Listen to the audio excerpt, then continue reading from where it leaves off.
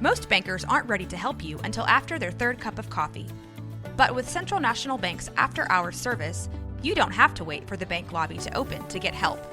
You can contact us from 6 to 8:30 in the morning or from 5 to 10 in the evening, and we'll connect you to a real, live, local person who can answer questions and fix problems 7 days a week. Bank different. Bank Central. Central National Bank. Member FDIC. Coming up on The Payoff, Courtney Friel spent 6 years working at Fox News Channel before becoming an anchor at KTLA in Los Angeles. But it's the more than 11 years of sobriety that she likes to talk about the most. She's also pretty open about her 15 years before she got sober, including cocaine-fueled days in college and living fast in New York City while at Fox News. Her book, Tonight at 10, Kicking Booze and Breaking News, details all this in great depth and is actually slated to become a feature film. She also had a pretty cool podcast called Keeping It Friel. That was before COVID shut down the studio, though. Looking for more of that in the future. Looking forward to an hour of Courtney coming up. Did I mention she's from Philly? But first, Kevin Souza.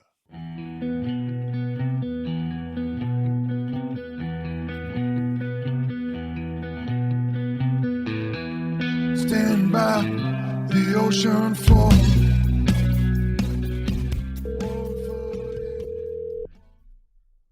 Hello. Courtney.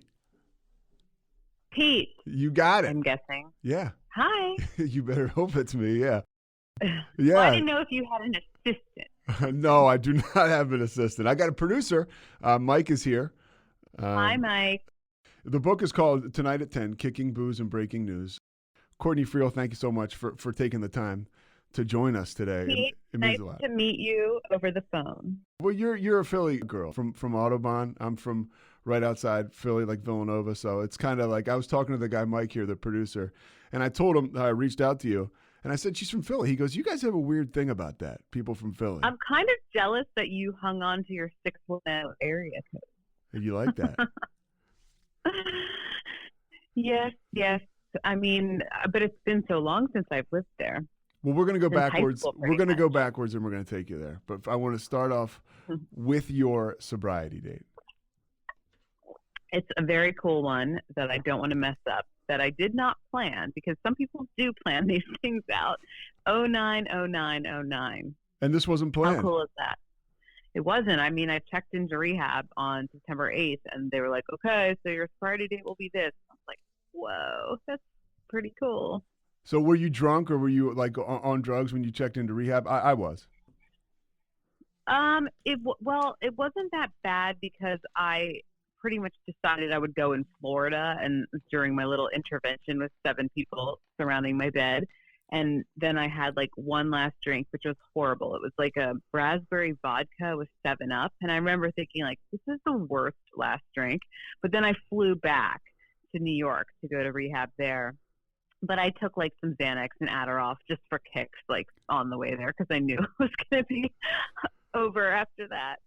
Whatever gets you there. That's what somebody told me once. I showed up. I was a mess. When was the first time you drank? I was 15, and my other friends had all started at 14, and I was like, Christian good girl. No, I'm not doing that. But then I hung out with like 2 guys, and they were drinking beer, and I guess and I hated the taste of beer too. So, but I got drunk super fast, and of course I ended up going home and throwing up in the tub and trying to cover it up. Did a bad job. My mom was like, okay, you're grounded. But for me, it was being able to escape my feelings of like being bullied and not being liked. And also I had been really shy. So I just came out of my shell and became this like fun and funny person. And then I suddenly had all these party friends. So I was like, in a group of people that wanted to be with me. And it was great. I mean, I think that's what so many alcoholics start drinking for, is to deal with social anxiety or to numb stuff out. So like the 2 main reasons for drinking, right? I thought so. I'm looking back, I kind of felt like something was wrong with me because I was so shy and scared. I always say when I was going to the dances in 8th grade, I was terrified. And then I started to drink in ninth grade, and I could not wait to get there. And it's funny now that we're like in very outgoing, extroverted careers like news, which I wanted to do back then, but I was so shy. So it's kind of weird how that turned out. But it's weird because alcohol, like I'm the person today that alcohol made me be, but without the alcohol, if that makes sense. Like I can completely be that like super, like no filter, outgoing person. And obviously could do that sober. Well, that's what makes you a super attractive sober person. Like I was watching some of your stuff, and you mentioned people think it's not going to be fun if I get sober. It is fun. It's just it's a different kind of fun. Look, it takes a while. Like anyone who might be considering getting sober or is in the beginning of sober trials, like it sucks in the beginning. It really, really does. I mean, it feels like Groundhog Day because you're not used to being so present with yourself, and the days seem like they're like 100 hours long, and you're like, oh, I'm bored. What do I do with myself? Like, I already went to the gym. Like, how much TV can I watch? I mean, that is completely normal if you are in that. But like, if you just keep like listening to what people in the programs are saying about how your definition of fun changes, like I remember hearing that, and then it's so true. Like, I mean, I just want to like go. I can't wait till the spas open back up here in LA. Like, that's my idea of like going to a bar on a Friday night. It's like, no, I want to like go to the Korean spa with my girlfriend. Like, I used to hate when I hated massages. Like, I remember I went to a bachelorette party and like I just wanted to drink, and they're like, no, we're getting like massages, and I was like, oh, that's so stupid. I don't want people touching me. Like, I just want to freaking take shots. And now like getting a massage is like the most amazing thing ever. Yeah, you're literally very So comfortable very in your own you skin. change. You do like, but it's like evolving in a good way. You can like use all those new hours to do self-help on yourself, to take a Spanish class, to start painting, to go travel and actually take in the moments and culture, and not, when I used to travel, I'd just be like drunk the whole time and hungover and in bed and hating myself and not seeing anything. The first time you drank, you were 15. Mm-hmm. You were kind of a force of nature in high school.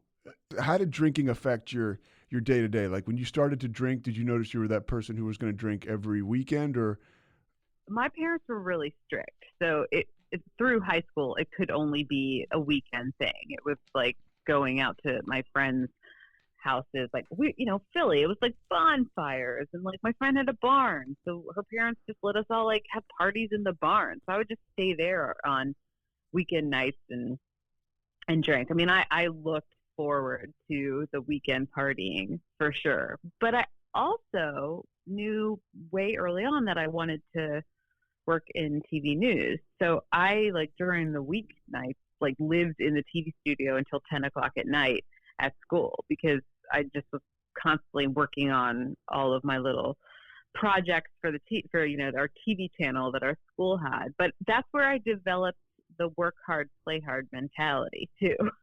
did you find that you were like kind of sinking yourself, looking back now, right, with the knowledge you have, did you find that you were throwing yourself either into work or social, and social included the drinking now? My whole 15-year party career, my job and partying were the most important things to me. So drinking never got in the way of me doing my news stuff. I mean, towards the end, obviously, it was definitely affecting me, but like I was very dedicated to getting the TV stuff done first and then going out and raging.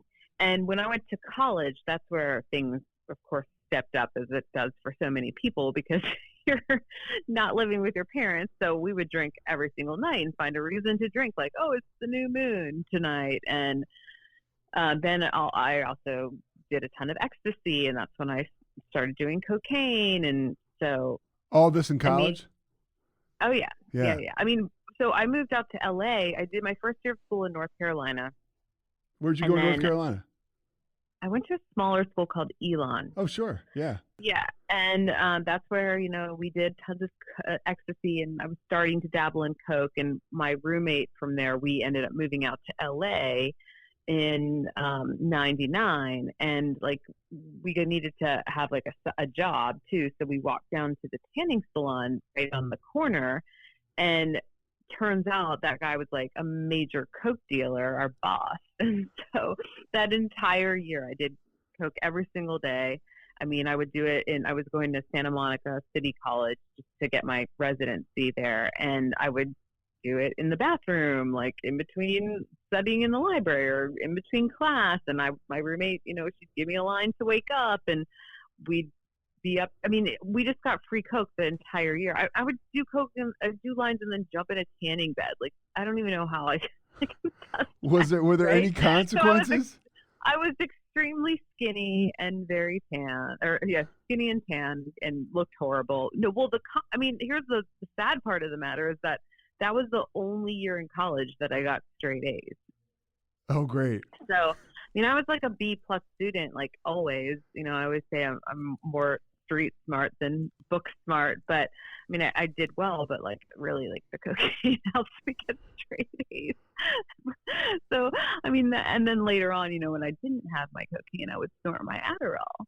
So that's what kids are doing these days, all the Adderall. It's basically like cocaine in a pill, right? It's amazing. I always, that was the first time I ever felt any change chemically was when I was a kid and I was taking Ritalin. And I remember being like, oh man, I'm turned on now. I'm effective. Yeah. That's probably what I miss the most in sobriety. Like, I don't really miss anything, but every now and then it's like, oh, it'd be nice to have an Adderall. But that, my 5 drugs of choice were alcohol, cocaine, Adderall, Ambien, and Xanax. So all of those things, I can't have now. And I haven't had for 11 and a half years. It's been 11 and a half years. 11 and a half years. Mm-hmm. And you're coming up on 10, right? I'm coming up on 10. Thank you very much. Yeah. November 7th, 2011. So I'm 11/7/11. You're 09/09/09. Yes. You're in LA, right? And you're working at the tanning salon. You're doing a lot of blow. And when did you work? Oh, yeah. So I ended up at the end of the year going to the hospital thinking that I was having a heart attack, which turned out to just be like really bad acid reflux from all the crappy vodka and Diet Cokes that I had drank that whole year. And extreme paranoia probably too. Yeah, and of course I didn't tell them that that's what I was. I'm sure now they were like, oh, this girl's hot, super high. And I told myself I wasn't ever going to do it again. So a year and a half went by without cocaine. And the progression of alcoholism and addiction, it's like the train that just keeps on moving. Like they say, your disease is doing push-ups in the parking lot, and that's why so many people overdose after they have tried to get sober, because it just doesn't, like, it's not like it lets, it's not like, and that's why you have to keep replaying the tape and reminding yourself, like, this is how it gets. There's no such thing as one drink. I can't drink like a normal person, because the moment alcohol touches my lips, I will immediately want cocaine, and I will be like up all night, and I'll be like, like with alcohol for me, it was just like I'd end up crying, or I'd end up in a fight, or I'd end up disappearing, or end up puking or passing out. Like nothing good came from it ever. How about Channel One? Because I was a kid. You had Channel One in your school? Yes, at Archbishop Carroll. So I know that you were on there, and were you in Philly and then you got the opportunity to go to Channel One, or were you already in LA? Yeah, no. I was a sophomore, or was it a junior? I can't remember. I was 16 when I went there. So I think it was my junior year when I got picked for that. And so I was still like, I was still in work mode under like my parents' roof and everything. So it was not like we were drinking there or anything. Okay. And that was very exciting to get that call that I had been picked for that. Yeah, for people who don't know, Channel One was like a who's who of who's going to make it in the news industry. It was like a lot. I always say it was the Mickey Mouse Club for journalists. So like Anderson Cooper and Lisa Ling and Maria Menounos. They're just some of the bigger names from there. So that had to be a huge assist for you. You're working at the tanning salon and you're going to school. Do you still have that goal of being a journalist? Oh my gosh. Oh yeah. And even while I was working at the tanning salon doing Coke, I was also interning at MTV. And then I got an opportunity to be like a little digital journalist, or like kind of like a one-man band for Oprah. Had just launched the OWN channel and so it was a show on there. And I did that for like a year and a half while I was in college. I would shoot stories and they would air. I was always working towards becoming a news anchor. Like I was obsessed with that. So luckily, like, thank God, like my addiction didn't like spiral too out of control that I couldn't do that. But look how many functioning alcoholics and addicts there are out there. I mean, in every profession where there's success, whether you're a doctor or a cop or professor, I mean, it doesn't discriminate. There are successful, functioning alcoholics everywhere. And that's why, like, you know, initially I thought, oh, an alcoholic is like a person who beats their wife and lives on the street and doesn't pay their rent and doesn't have a job, like the bum, you know, but that's not the case at all. Did you ever get in any big trouble when you were younger going through this that was brought on by alcohol or drugs?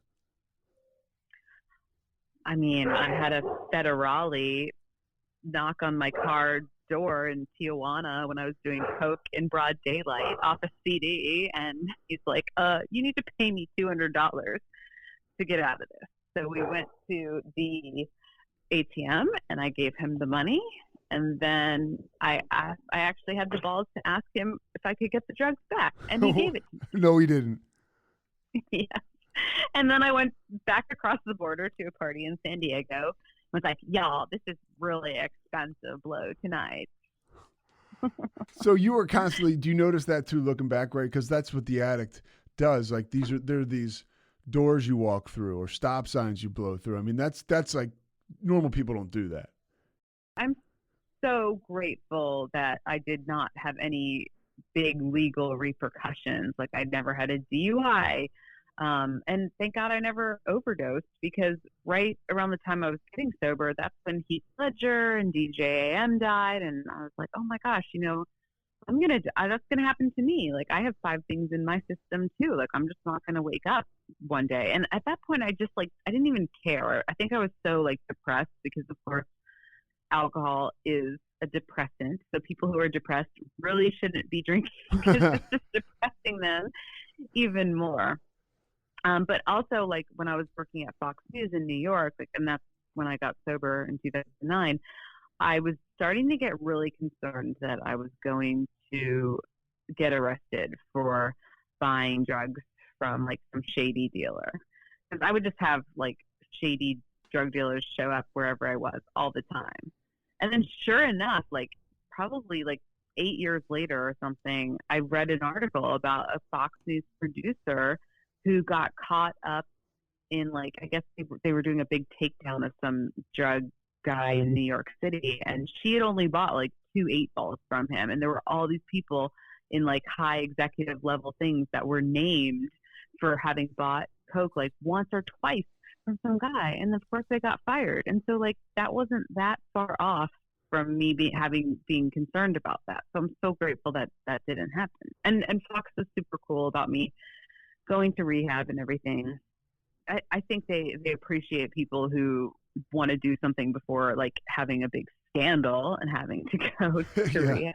What got you to rehab? You're obviously like, it's getting pretty crazy, right? The tanning salon job is, right. I mean, it sounds awesome, but of course it's big time trouble. And then, well, remember the tanning salon job was 10 full years earlier. So, I mean, I had like instances where like I almost got fired from World Poker Tour when I was hosting that. What happened there? Well, so my very first night shooting, I hung out with I was like partying after because it was in Vegas, and like ran into the crew in the cafeteria area of the Bellagio. We had access to that, and like was eating with them at like 4 a.m. and like completely passed out into a plate of spaghetti, and my dress was falling off and stuff. And since that was my first night, like with the crew, like they told on me. And so the head of the show called my agent and was like, do we have a problem here? And I was like, no, oh my gosh. So I quit for like 9 months, just like cold turkey doing everything. So I was so scared about that. Did anybody tell you to quit? Like, Did anybody say you have to stop? no, but it was kind of like a big like warning thing, like, oh my God, yeah, like I have a problem. I mean, at that point, like my coke dealer had been like showing up randomly at my apartment, and I thought like, that's kind of shady. Like that's probably a problem. Yeah. And yeah, I mean, I knew I had a party girl reputation. Like when I went to Fox, I was told that, well, you have a party girl reputation. Like, and I was coming from LA to New York. So how did those people in New York know about that? What happened when you drank again? So you stopped drinking for 9 months and just. Oh yeah. So with World Poker Tour, we got to travel a lot. So like 2 months in, I went to Paris to shoot there, and I drank there and like had the worst hangover for days. And then I just didn't tell anyone when I came back to the U.S. And then when we were in the Bahamas at month 9, the same person who kind of like convinced me to drink in Paris convinced me to drink there. And I mean, I remember it's at this time I had to shoot a couple episodes in the Bahamas after drinking, and I mean, I just can't have one. It like ends up being an all night thing. And I was so hungover during those shows. Like it was just awful. So I bring that up. I like to talk about that when I, speak and stuff, because I know what it's like to stop drinking for 2 months and then to, have a night out. And then also after another 7 months to have a night out. I mean, it's just amplifying the hangover. Like it's just so bad when you do stop. And so I've had experience with clearly like not being able to just have one drink. Like it's just not enough. I just can't do it. And I don't even know what the point is, because why have the calories if you're just going to have one? Like I drank to get drunk. When you talk about like stopping drinking cold turkey, and because I always think like, man, I wish people would just try it out, like try out sobriety or try out a program. Describe the difference between those two things. Oh, you mean just being dry and cold turkey and then being in a program? Yeah. Well, and look, I mean, I don't know if you talk about AA? Cause yeah. I mean, that's a touchy that's subject. Look, I am not. Here's what I say, Courtney. Like, I am not a representative of Alcoholics Anonymous. And if it comes up, I just say it saved my life. I'm not a representative, but in my experience, here's how it worked.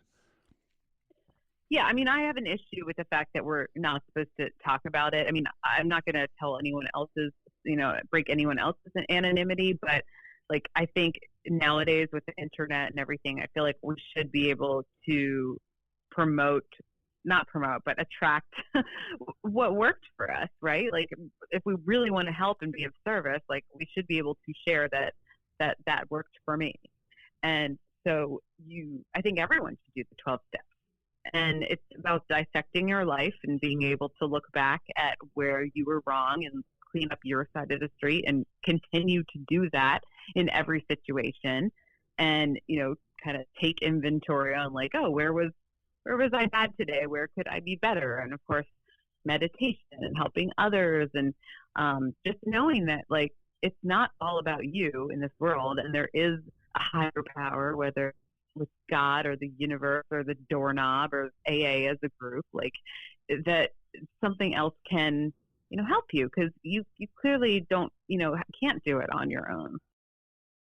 I've kind of been looking into like Al-Anon, like I feel like for like control, like if you have like control issues or like no other alcoholics or people's behavior that you like, if you're upset about, like that's like an Al-Anon issue where you're supposed to kind of be like, hey, stay out of everyone else's hula hoop. Like you do you can't control what anyone else does. So just work on you.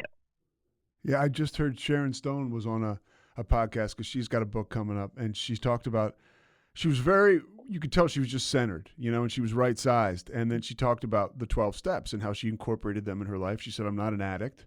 She said, but I've come across them through work in Al-Anon, and it changed my life. And it's kind of the same thing you're talking about. Anybody could use these steps. I mean, I needed them bad, but anybody can use them. yeah, I really wish that everyone would do them. I really would. Totally. Well, so I want to get towards the end of your drinking. You know, your career is taking off. I mean, I know this just from being a news person. So you're like one man banding, like an MMJ, which is like you're in Jackson, Mississippi, which is like basically you go out, you shoot. Oh, no. It wasn't. I wish it was Jackson, Mississippi, because that would have been a bigger market. It was Jackson, Tennessee, which I didn't even know existed. Yeah, I understand that feeling. Yeah. It was like market 183, which I wanted to start at the bottom. I wanted to work my way up. And yeah, I one-man band. I mean, that was the only year of my career I had to do that for the most part. And I was really lucky. Like, I got to go to Fox News when I was 26. I was the youngest person they hired on air. I mean, I was completely unprepared for it. I had done some local news and the entertainment programming stuff, but I always say I should have done KTLA where I work now. I should have done KTLA before I went to Fox. I mean, I can't change my journey now, but I think that, like, you know, and I dealt with bullying there too. So it was like the At bullying Fox? thing was like, yeah, because like the older women, like they did not like the fact that I was getting so much airtime, and they were mean to me, and you know, I was experiencing success at a younger age. So, and everybody there partied. I mean, I partied with so many people there in New York. Like, that just took my addiction to a whole new level, because before, when I had lived in LA, like, we had to drive places. We didn't have Uber or Lyft, and there really weren't taxis. So then coming to New York and like seeing that bars are open till 4 a.m. and you can take taxis places, like, that was like, wow, as a kid in a candy store. And then also, like, you know, I was working the morning shift, so I needed, you know, I got a psychiatrist who, like, just you pay them in cash because they don't take insurance, and they're like, oh, here's some Adderall, and here's some Ambien, and here's some Xanax, and then I couldn't go anywhere without a bottle of Xanax on me, because I felt like, what if I have a panic attack, like, in the subway, if the subway goes down, you know, it was just all these chemicals that weren't necessary, and when I stopped all that, when I got sober, like, it's just amazing the level of, like, calm. Like, I used to not be able to fly anywhere. I'd have to be drunk to fly, or I'd have to have Xanax to fly. And now, like, I barely even notice we're taking off. And that is just like a gift from God. Yeah. That has happened. But it's really amazing. I mean, I just love being sober. I love the calmness, not having drama, and it's all the sayings are true that you hear in AA, that you live the wildest dream, or what is it? Yeah, a life beyond your wildest dreams. Yes, that. Like, all of those things are true. The more time that you get, it just, you know, it's a one day at a time thing.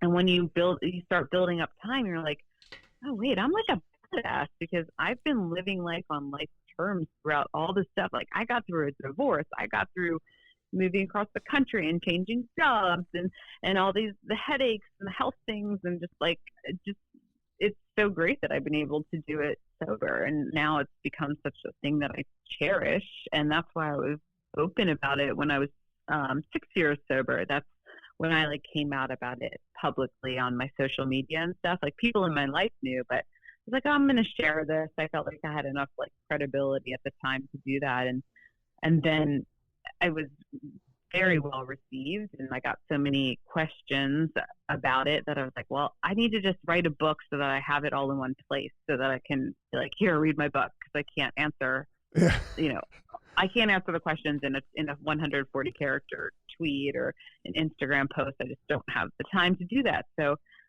the book I wrote to help people. I mean, that was the whole intention. And by the way, now hopefully it's going to be turned into a movie. By the way, I heard that. I was about to bring that up. So in August, this is getting optioned for a movie about your life based on this book. Is that what's happening? Yes, and the first draft of the script is, like, due any day, and so I've already read the treatment for it. I mean, I have good people who are really interested in doing it. Now, I also know Hollywood takes forever. Yeah. So we'll see if it actually gets made. I mean, the next step will be them having to, like, get an actress and a director on board and studio and all that. So cross your fingers that somebody wants to pick it up and it and it gets made because the whole intention is to help people. Yeah, and my fingers are crossed. And your husband kicks ass, by the way, because you told me last night when we were messaging, I mentioned I used to work in basketball in the NBA, and he's doing the HBO. He's writing the HBO show, which is based on reality about the Lakers. Yeah, it pretty much came to fruition because of him, but that was like a 6-year process to get that into shooting. So now they're shooting that, and he has 20 years. Well, he'll have 20 years sober in October. So we met at an AA meeting, and it's so great being in a sober relationship as well. But before that, I mean, I got divorced at year 5. And I also what was that like, kids. going through that sober with 2 kids? I mean, look, like for 2 years, all I did was cry. I mean, I was a mess. I mean, we don't like feelings as alcoholics. So that's when I learned how to meditate and did all these like self-help things, like, oh, let's go trapezing, or let's do yoga with goats or whatnot. Like, but I mean, I knew at that point that being sober, of course, like I had to continue on with that. It's not like I was like wanting to drink, but I was wanting to escape the pain of that, because it was the death of a 12-year relationship. It was the death of like the family unit. And it was just being able to grieve that, but then also trying to date in LA while sober. Oh my goodness.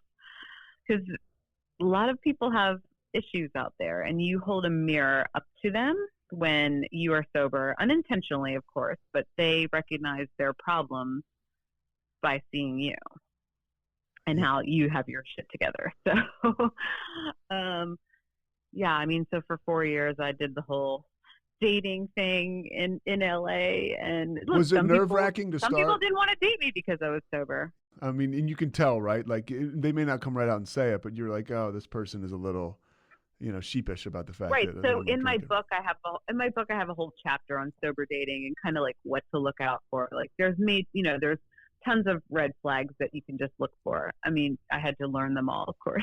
So part of the book is you get sober, and I don't want to keep you here forever, but I want to kind of just go through this.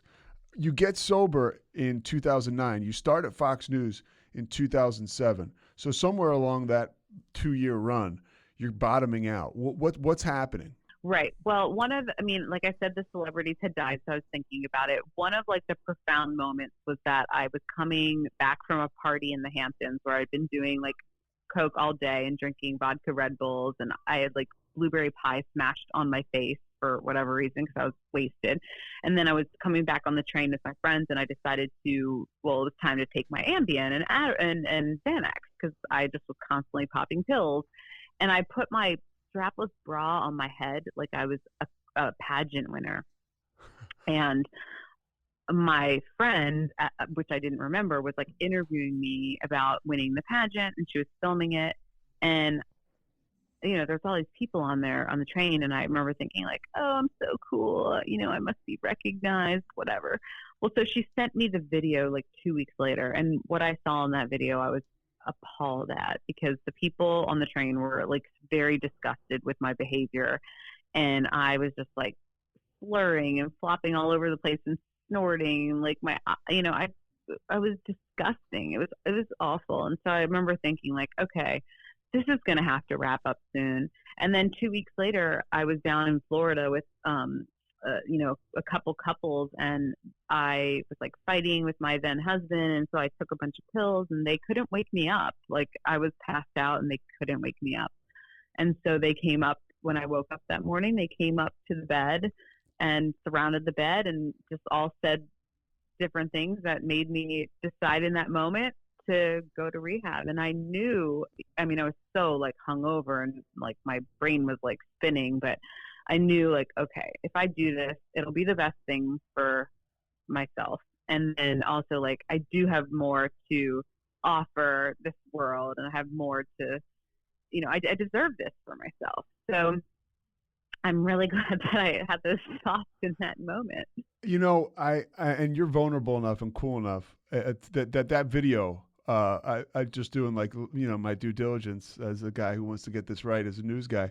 That video is on the web of you on the bus. I mean, there's pictures. So at the Fox in Philly, I did an interview to promote my book, and I aired some of that on there. Yeah, and people, you can I find it. didn't, and I didn't. It's funny, I didn't watch that until I had 9 years sober, because that's when I was starting to, like, I was writing the book then, and I had someone kind of helping me, and we watched it together, and she actually laughed at it. I mean, looking at it now, like, it's like, I mean, thank God I had the reaction that I had to it then, because that was such a defining moment.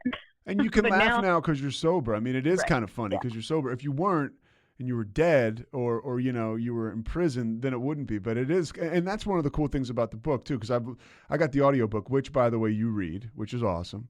And Yeah.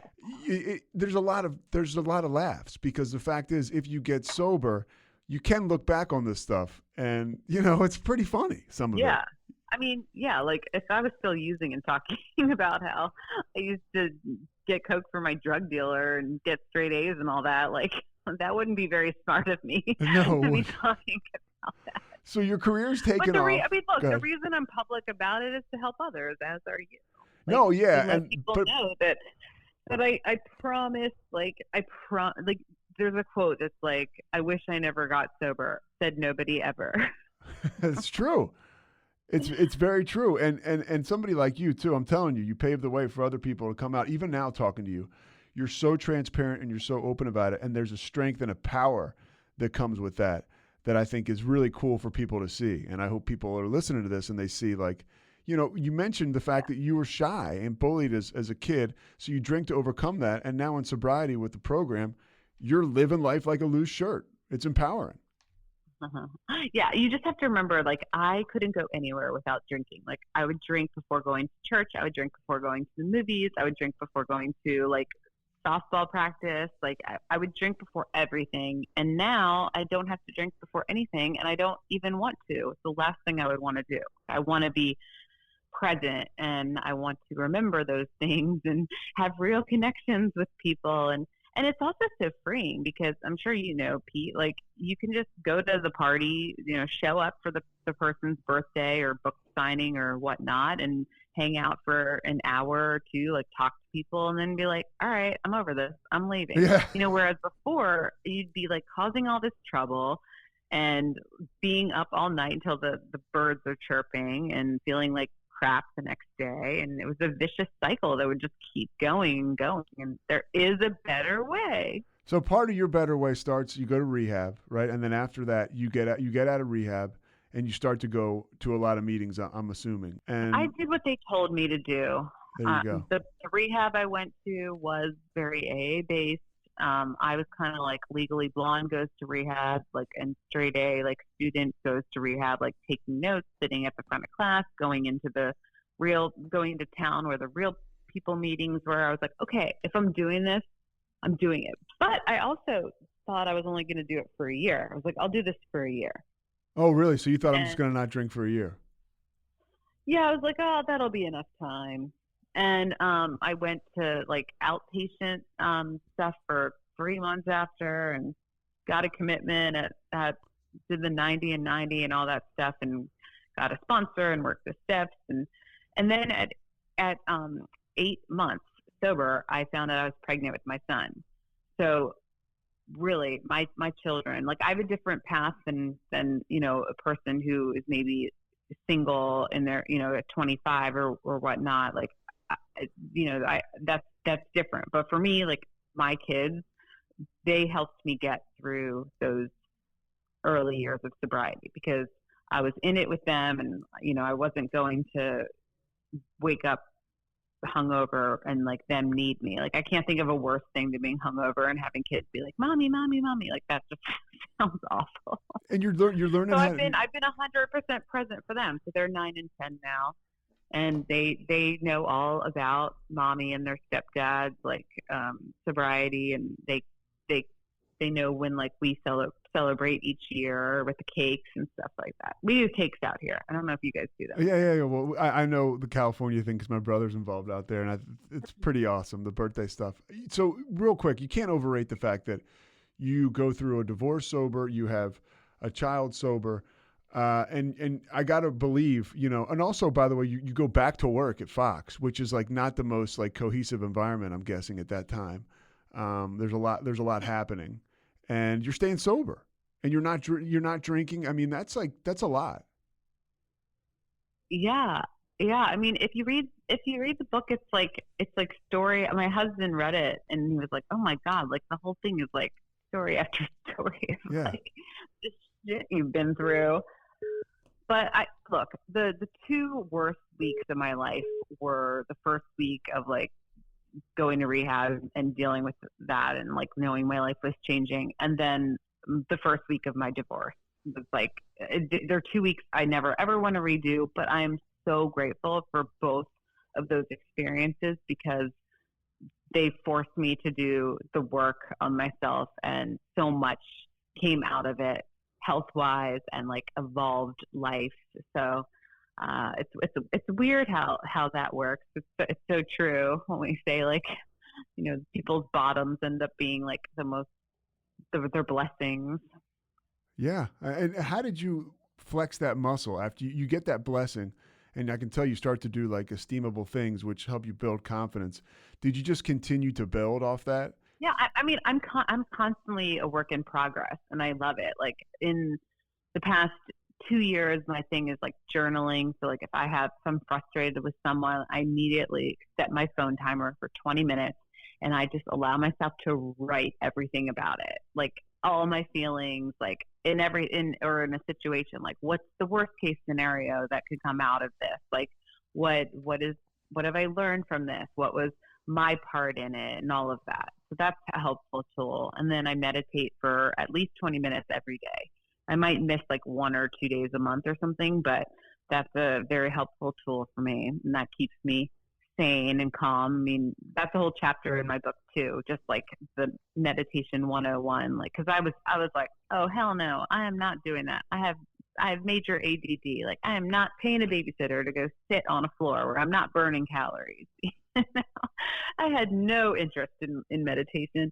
And then I started doing it, and then all these things were changing in my life. And then I became like addicted to that, where I just need it. My body needs it. Your body needs a meditation. It needs a recovery. Are you still plugged into meetings?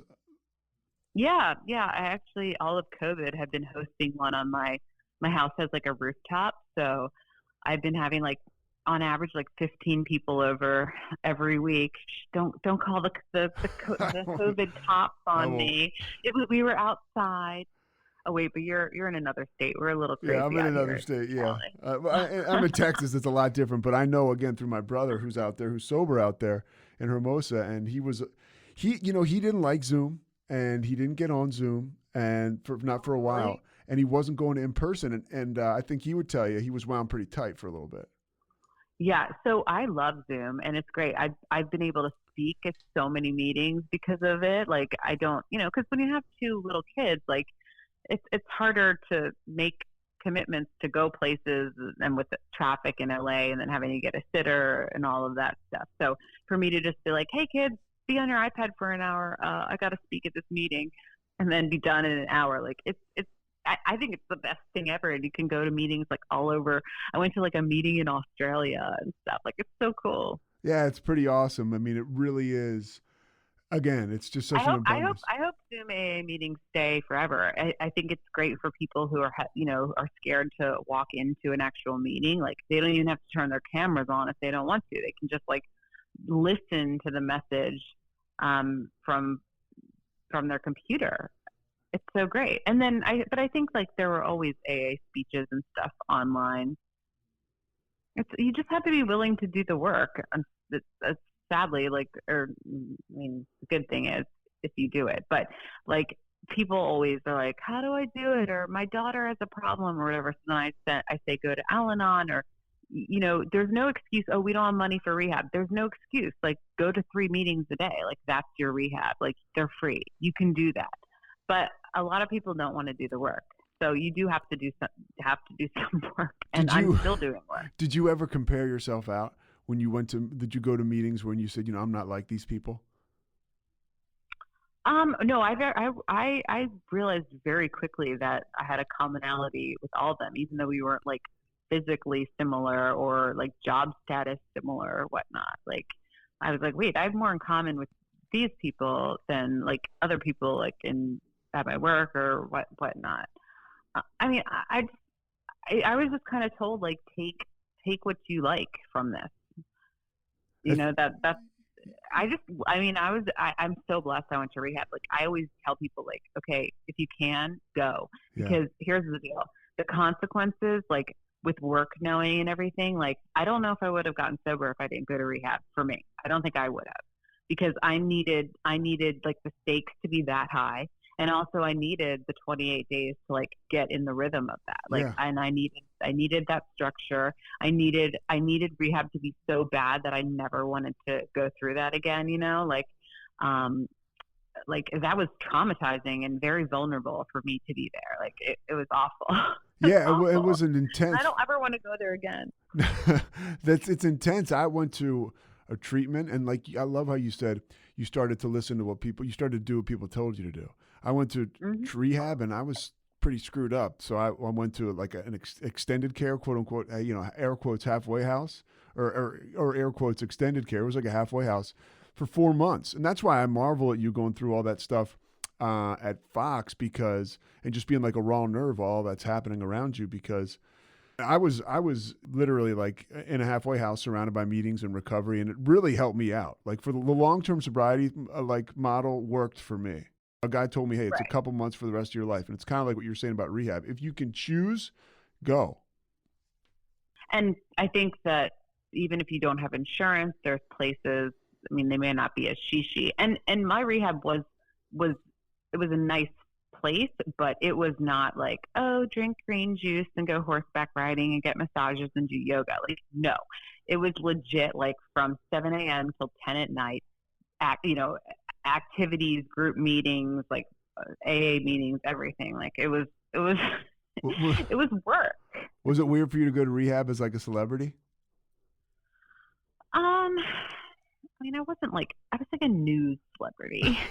There was like a big time celebrity in there with me, so the attention was there. Okay. On that person instead. How I don't know. I just felt like that was just such, like, I'm telling you, that first week was the worst week, and my divorce, like, it was just like out of body experiences, like of feelings you've never felt before. And I'm glad I journaled about it, because so my chapter 3 is all about my rehab experience. How did you get through? I mean, again, people should read the book. How did you get through that first week? Because you could have left if you wanted to. Well, here's the deal. I knew that it was costing a lot of money, and I'm very frugal. So if I'm paying for something, I'm way more committed. So what the strength to open up, where did you find that? Where did you get that? Because that's a huge deal. Oh, coming out about it? Yeah. You mean? I mean, coming out, 6 years sober, you come out about it. And again, people that watch the news know, people see you or a news personality as like a buttoned up individual that they can trust. And so there's got to be a voice in the back of your mind that's saying, wait, if you do this, you're putting everything on the line. Look, there were people like my great aunt who's 95 years old. She had a major problem with it, but hello, times have changed.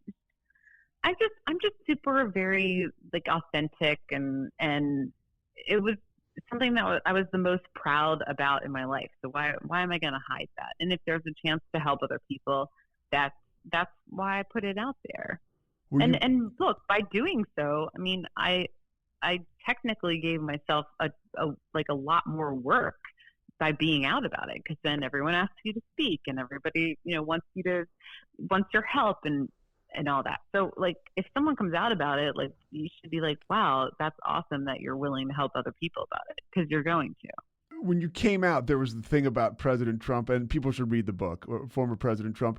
What was it like to get like attention for that? Because you put this book out to help people, and then people take a sliver of it and they throw it out there. You had to be like, what the heck? Yeah. We'll just leave the whole writing of the book, publishing the book. That was a disaster.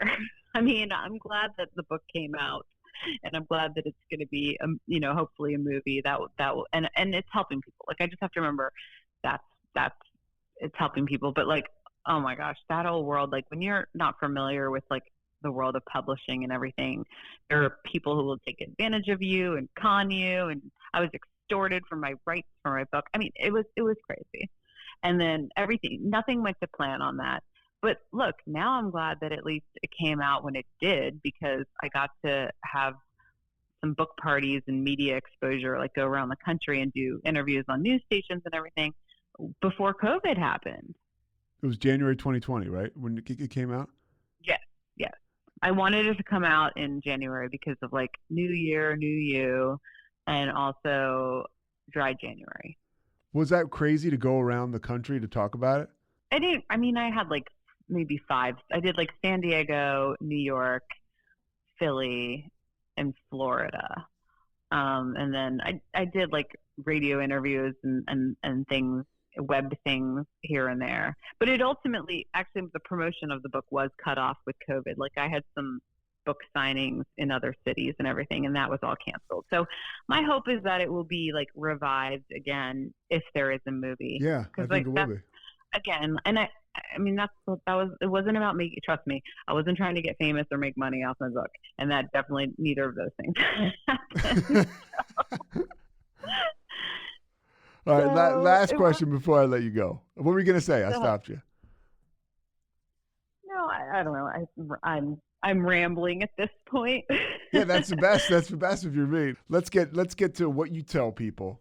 I'm sure a lot of people ask you to maybe walk them through the steps or lean on you, especially when you meet young women in meetings. What do you tell them? People that have doubts about getting sober, people that just aren't sure, people that are on the debate squad.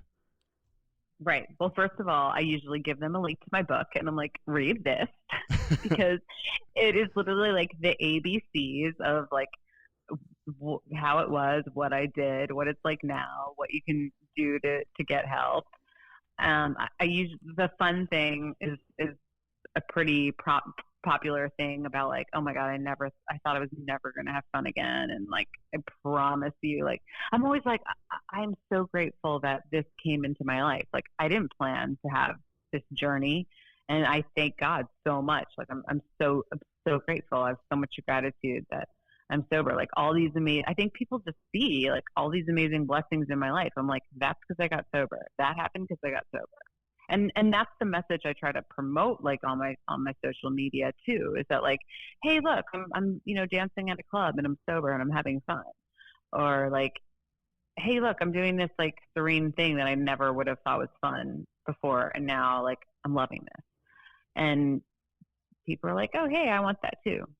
Do you have moments when you're like, I can't believe I'm doing X sober? Not X is it, but like, I can't believe I'm doing this and I'm sober.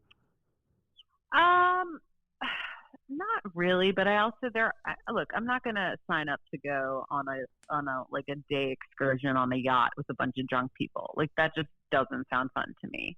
If it was like, okay, we're going to sail around for an hour and come back, then of course, like I would do that. Like, oh, a sunset booze cruise, like for 2 hours, like I could do that.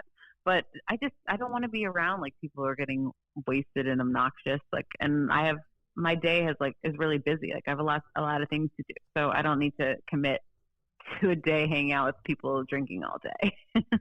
Before we let you get back to your busy day, anything else you got? I mean, where's your Instagram and where can people find you on Instagram? Oh yeah. Everything on social is just at Courtney Friel. My book's on Amazon. It's also on Audible as well. And just put out good intentions that it does get made into a movie so that it will help more people, because that was the whole intention for the book.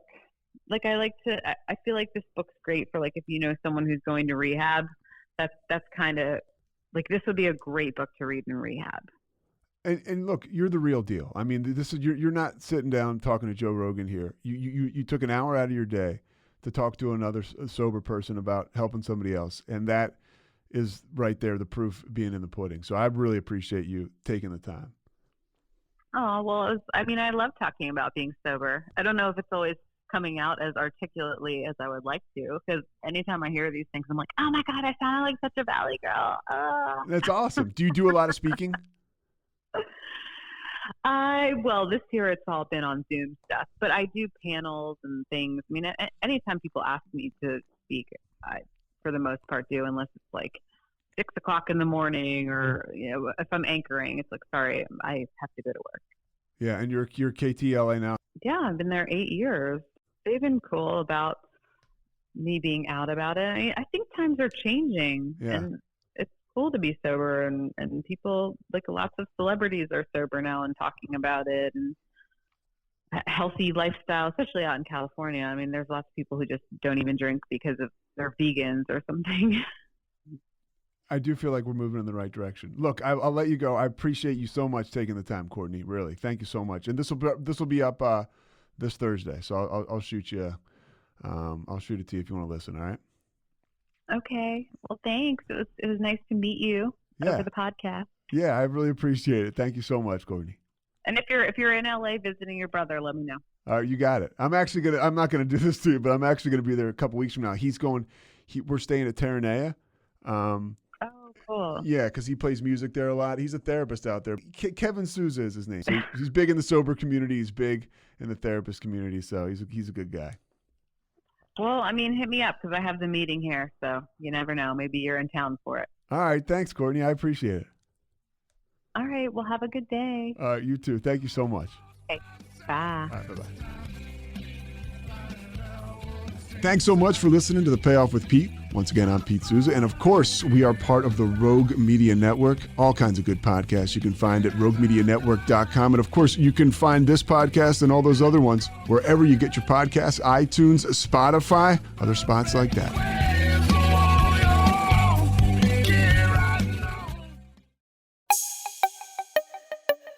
This has been a Rogue Media podcast.